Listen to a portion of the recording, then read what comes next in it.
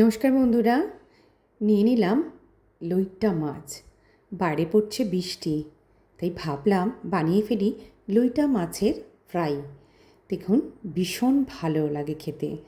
করলাম কি, একটু লেবু, পাতিলেবুর রস, একটু নুন হলুদ আর একটুখানি কি করলাম, হলুদ দিয়ে ভালো করে মাখিয়ে, আর তার সঙ্গে একটু চালের গুঁড়ো আর একটু বেসন দিলাম, খুবই সামান্য দিয়ে মাখিয়ে রেখে দিলাম আধা ঘন্টা মতো।